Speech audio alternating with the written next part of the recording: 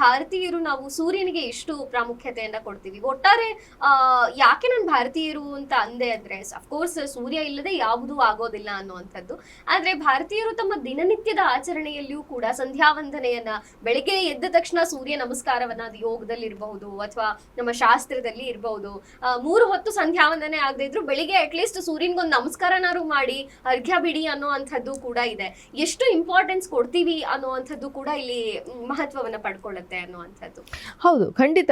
ನಾವು ಪ್ರಕೃತಿ ಆರಾಧಕರು. ನಮ್ಮ ದೇಶನೇ ಏನಿದೆ ಇದು ಪ್ರಕೃತಿಯನ್ನು ಆರಾಧಿಸ್ಕೊಂಡು ಬಂದಂಥ ದೇಶ ಅಲ್ವಾ.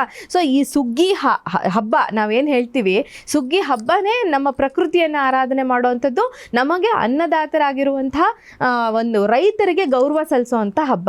ಅದರಲ್ಲೂ ರೈತರು ಇರೋದೇ ಸೂರ್ಯನ ಬೆಳಕು, ನೀರು ಇದರಿಂದ ಅಲ್ವಾ.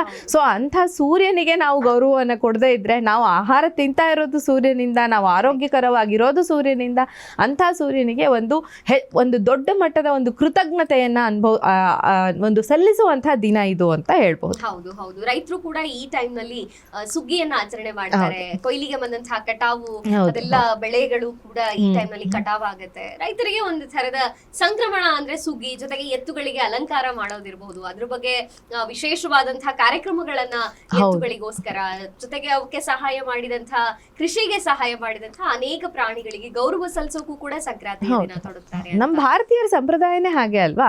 ಅಂದ್ರೆ ಪ್ರಾಣಿ ಪಕ್ಷಿ, ನಾವು ಸರ್ಪವನ್ನು ಪೂಜಿಸ್ತೀವಿ ಅಲ್ವಾ, ಸರ್ಪವನ್ನು ಪೂಜಿಸ್ತೀವಿ. ಪಂಚಮಿ ಅಂತ ಅದಕ್ಕೆ ಅಂತ ಒಂದು ಹಬ್ಬ ಇಟ್ಟಿದ್ದೀವಿ. ಇನ್ನು ಪ್ರಾಣಿ ಪಕ್ಷಿಗಳಿಗೆ ಗೋಪೂಜೆಯನ್ನು ಮಾಡ್ತೀವಿ.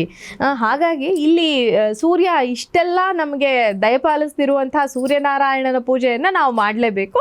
ಅದಕ್ಕೆ ಶ್ರೇಷ್ಠವಾದ ದಿನ ಯಾವುದು ಅಂದರೆ ಮಕರ ಸಂಕ್ರಾಂತಿಯ ದಿನ.